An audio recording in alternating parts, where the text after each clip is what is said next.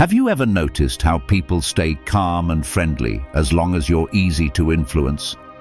But the moment you stop reacting the way they expect, their entire behavior shifts. They assume you'll always agree, always bend, always stay manageable. But what if I told you that the moment you stop being controllable is the moment they start seeing you as a threat, and that's exactly when they begin turning others against you?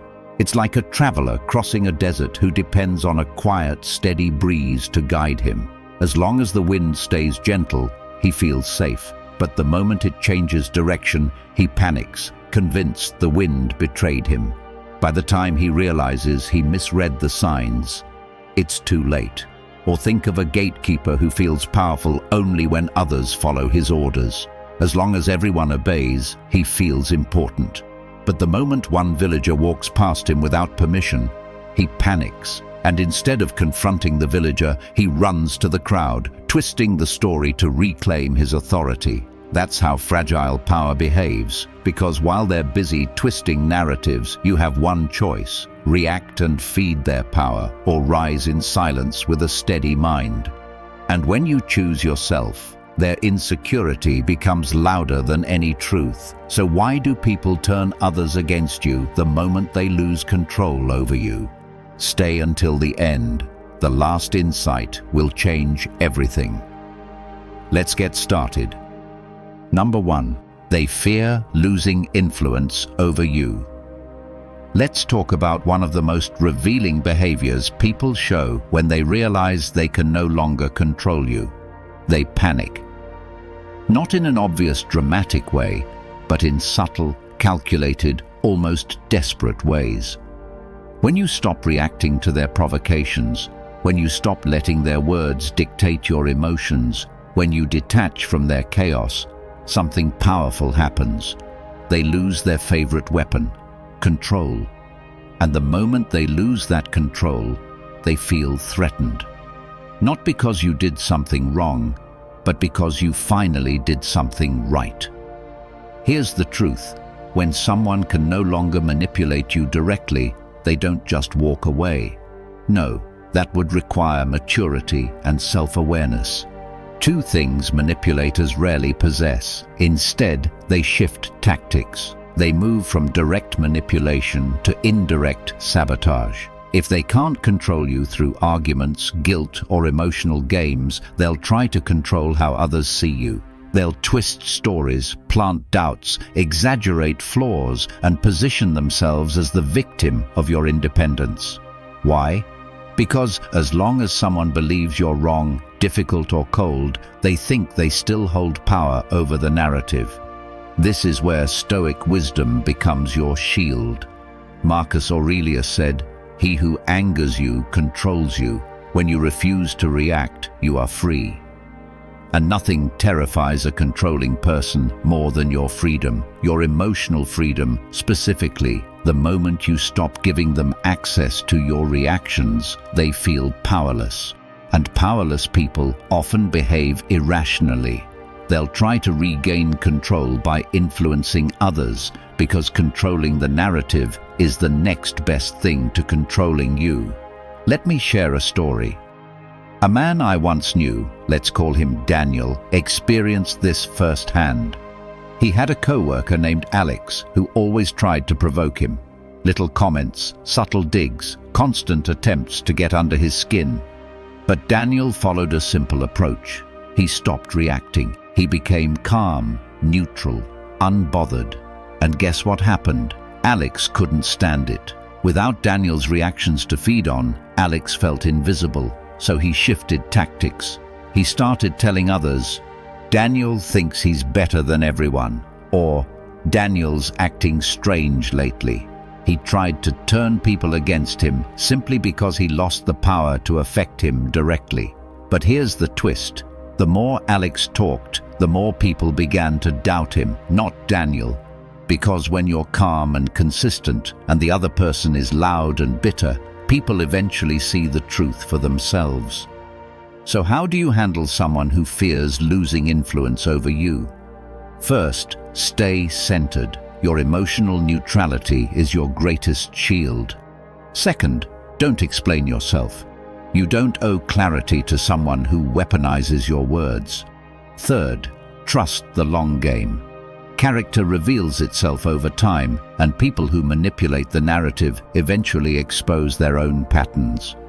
At the end of the day, someone trying to turn others against you is really confessing one thing: they no longer have access to your mind.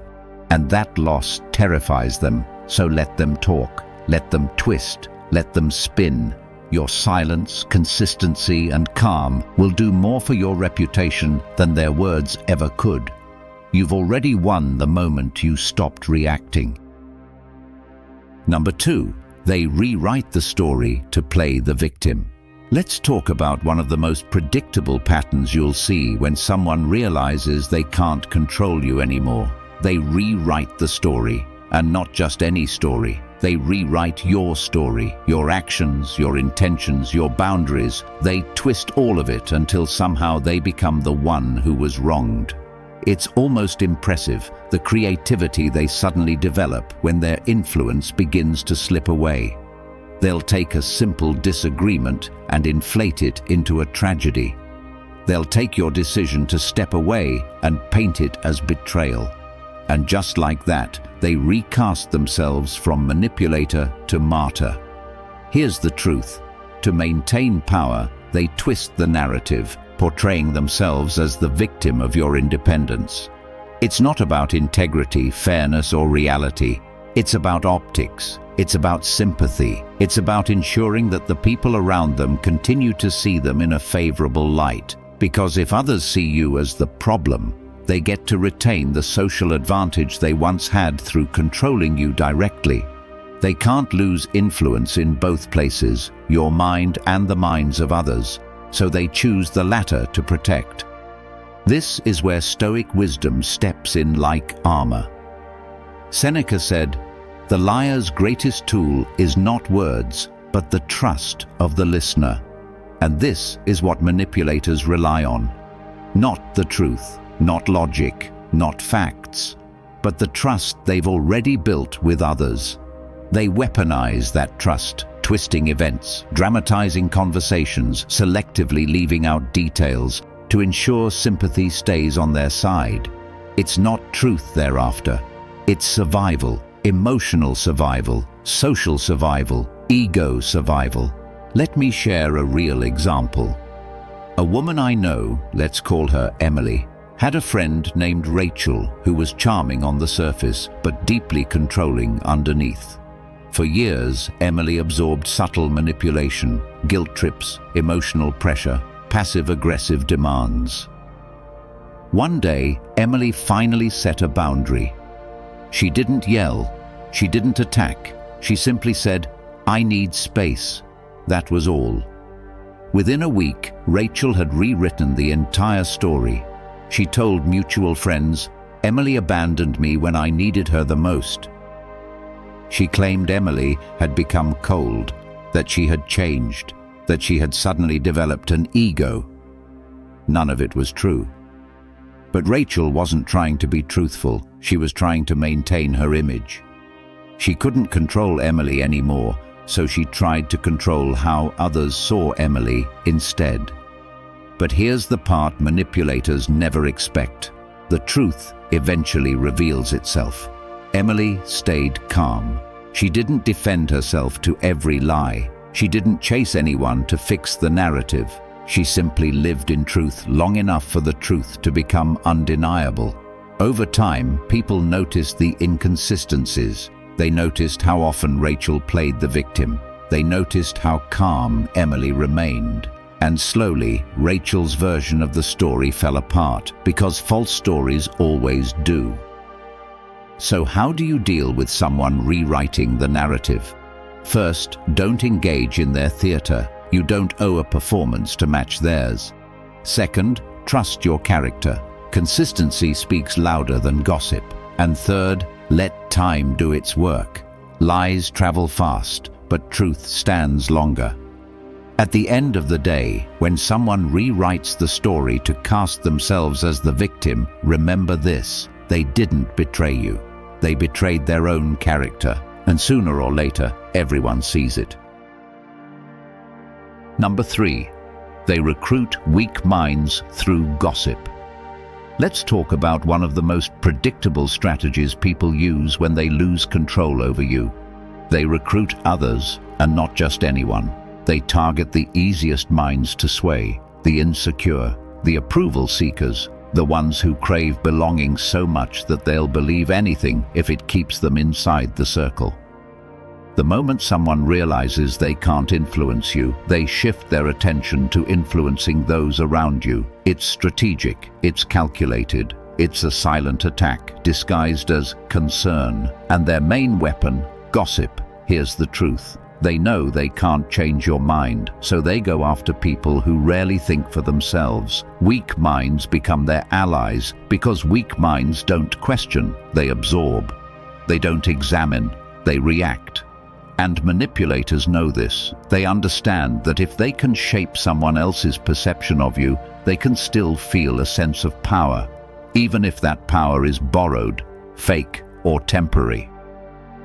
These people aren't trying to hurt you directly anymore. They're trying to isolate you socially by poisoning the environment you stand in. Gossip becomes their chosen weapon. And insecurity, that becomes their fuel. They whisper subtle lies, nothing too obvious, nothing too confrontational, just small, suggestive comments designed to plant doubt. Have you noticed how different he's been lately? She's not who you think she is. I'm just worried about them. They've changed. Whispers like these are easy for weak minds to digest because weak minds love drama. They hunger for stories that make them feel included, even if the price is someone else's reputation. And this is where Stoic wisdom comes in like a steady beam of clarity. Epictetus said, "The mob believes quickly and examines slowly. The wise man does the opposite." Manipulators know this, which is why they target the mob, the collective of unthinking followers who accept whatever they hear first. Because the first version of a story often becomes the version people prefer, even if it's false, exaggerated, or missing context. But you don't need to chase after the mob. You don't need to correct every whisper. Wisdom stands on higher ground. Let me share a story. A man I know, let's call him Andrew, experienced this when he cut ties with a manipulative former friend named Scott. As soon as Andrew stopped responding to Scott's games, Scott immediately shifted his strategy. He started approaching mutual acquaintances. He didn't attack Andrew directly. He was smarter than that. Instead, he used concern as his disguise. "Hey, I don't know if Andrew's okay. He's been acting strange. I hope he's not getting himself into trouble." Just enough doubt, just enough curiosity, and soon the insecure ones started repeating Scott's stories without even realizing they were being used as tools. But Andrew didn't panic. He didn't chase people. He remained steady, consistent, grounded. And over time, people began to notice the discrepancy between Scott's dramatic gossip and Andrew's calm truth. Eventually, Scott's strategy backfired, because those who gossip always reveal more about themselves than about the person they gossip about. So how do you handle it when someone recruits weak minds against you? First, don't rush to defend yourself. Your character will do that for you. Second, don't fear the whispers. Lies have speed, but truth has endurance. And third, remember this. Anyone who believes gossip without asking you directly was never on your side to begin with. At the end of the day, when someone uses gossip to gather followers, understand this. They're not building an army. They're building an audience for their insecurity. And weak minds will always follow noise. Strong ones recognize truth. If you found this valuable, hit like and subscribe for more powerful insights. Number 4, they attack your character, not your actions. Let's talk about one of the clearest signs that someone has run out of real arguments. They stop attacking what you do and instead start attacking who you are. When people can't control your decisions, when they can't manipulate your reactions, when they can't twist your actions into something they can use against you, they move to the next level of desperation: character assassination. It's not about truth, fairness, or clarity anymore. It's about casting a shadow on your identity because your actions no longer give them anything to hold on to. Here's the truth: they can't disprove what you do, so they distort who you are. They know your choices are justified. They know your boundaries are healthy. They know your growth is earned. But admitting that would require them to accept the reality they fear the most, that they've lost influence over you. So instead, they take the easy route. They paint you as arrogant because you stopped tolerating disrespect. They call you selfish because you finally started prioritizing your peace. They label you cold, rude, or difficult because you no longer bend to their expectations. It's envy wearing the mask of morality, jealousy disguised as moral high ground. They pretend they're pointing out flaws, but they're really responding to insecurity. And this is where Stoic wisdom becomes your anchor. Marcus Aurelius said, "Reputation is what others think you are. Virtue is who you truly are." Meaning, what people say about you belongs to them, but who you are belongs to you. Let me share a story. A guy I know, let's call him Michael, experienced this when he left a friend group that had become toxic. For years, Michael supported everyone, helped with their problems, showed up when no one else did. But when he started focusing on his own career and mental health, he naturally became less available. And instead of celebrating his growth, some people in the group began saying, "He's changed. He thinks he's better than us. He's become selfish." None of that was true. Michael didn't stop being kind. He stopped being controlled. And because they couldn't attack his actions, which were perfectly reasonable, they attacked his character. They created a version of him that justified their bitterness.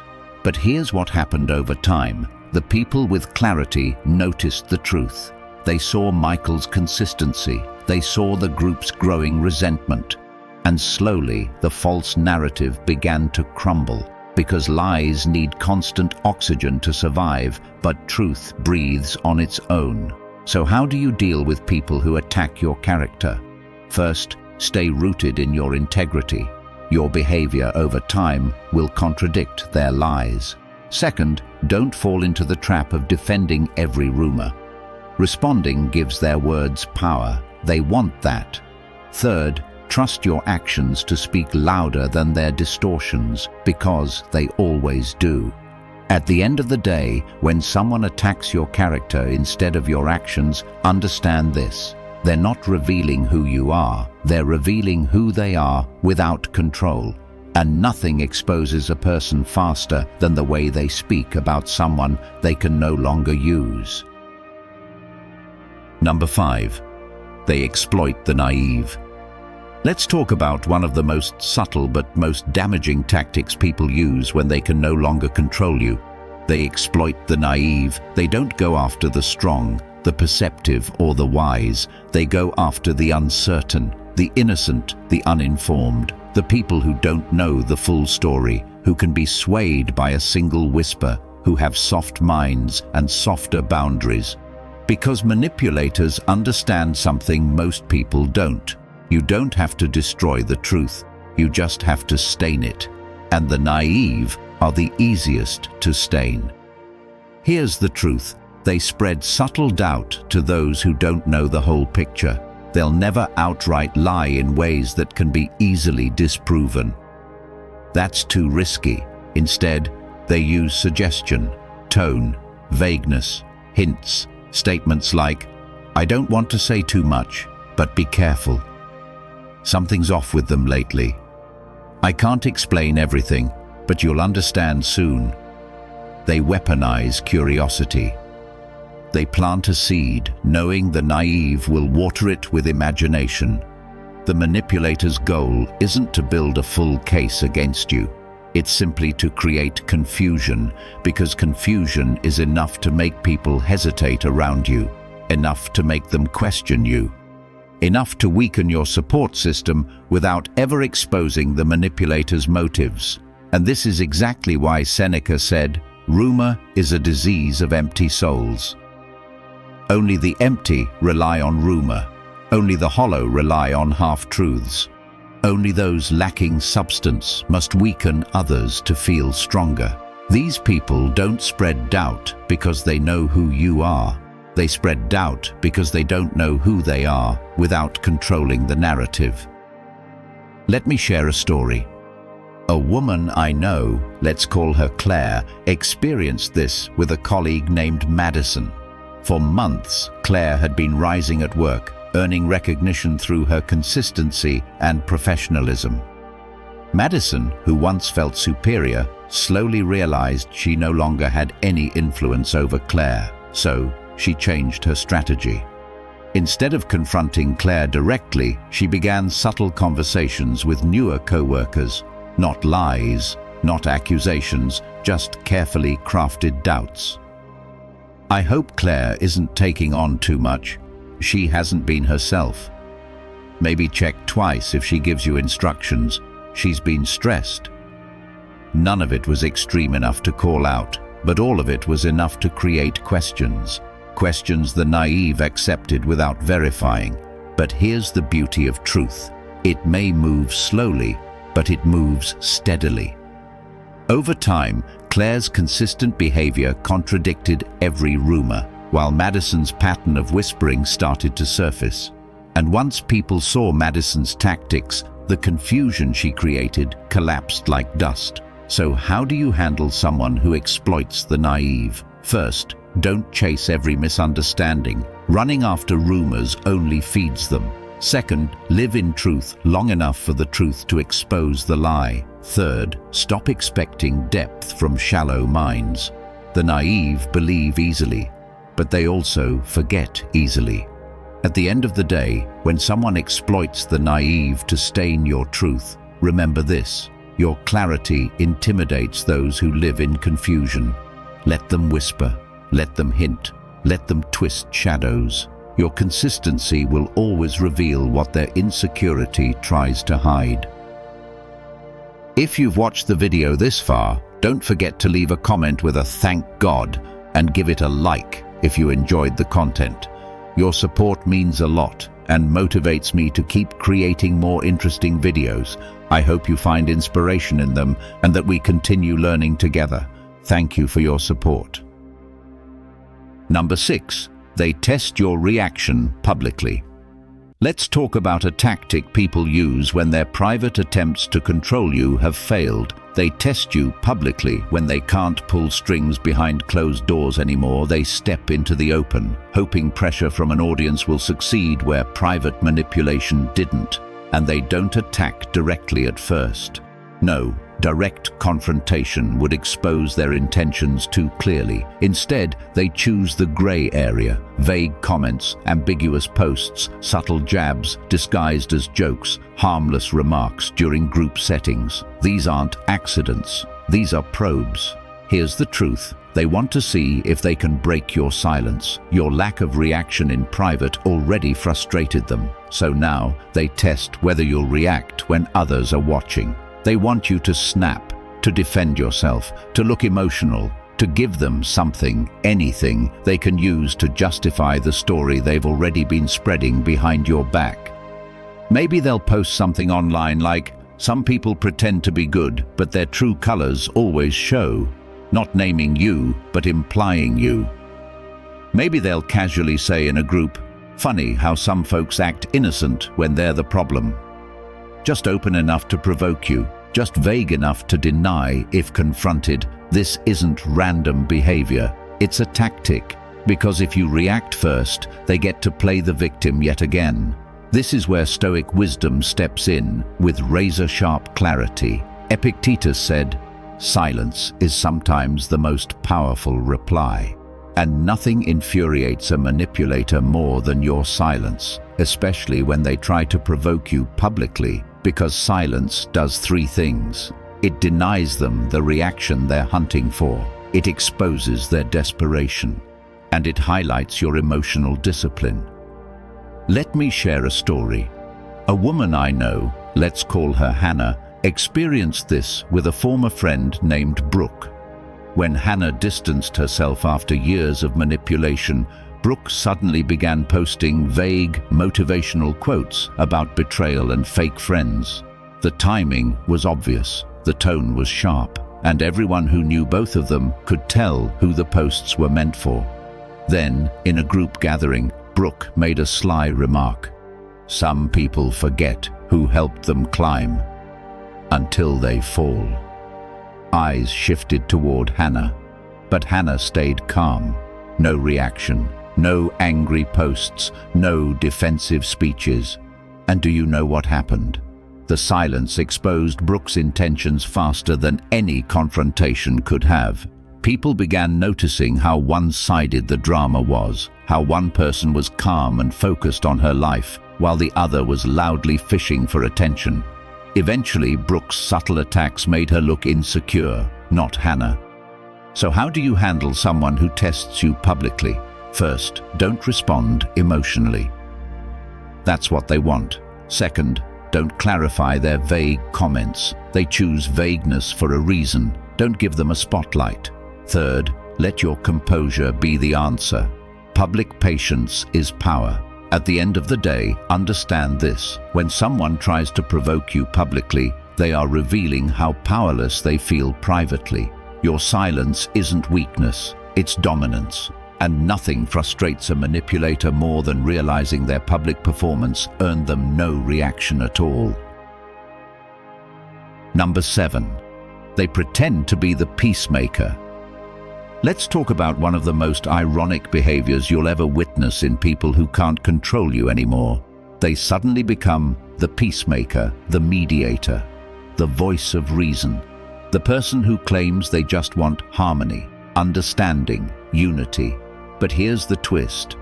They are the very ones who created the division in the first place, and now they pretend to fix the damage they secretly caused. Because nothing hides a manipulator better than a mask of peace. Here's the truth. The ones who cause conflict are often the ones who later pretend to resolve it. Why? Because playing the mediator puts them at the center.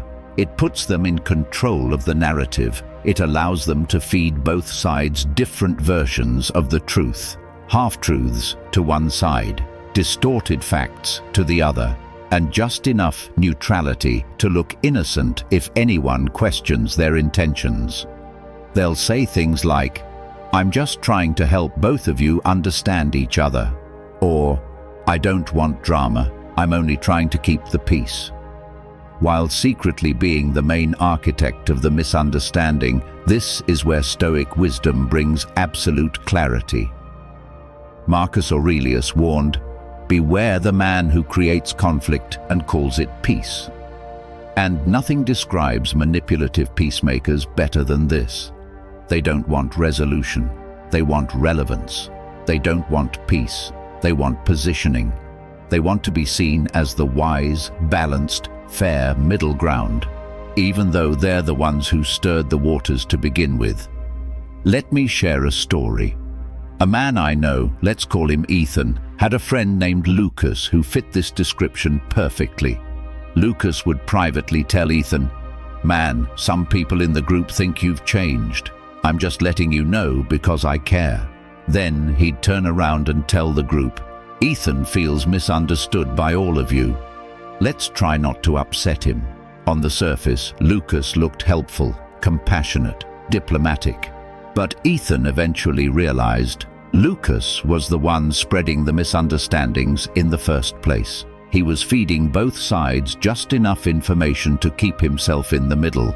Needed, trusted, praised. He created the fractures, then offered himself as the glue. It gave him significance. It gave him influence. It gave him control. When Ethan stepped back emotionally and watched the pattern, everything became clear.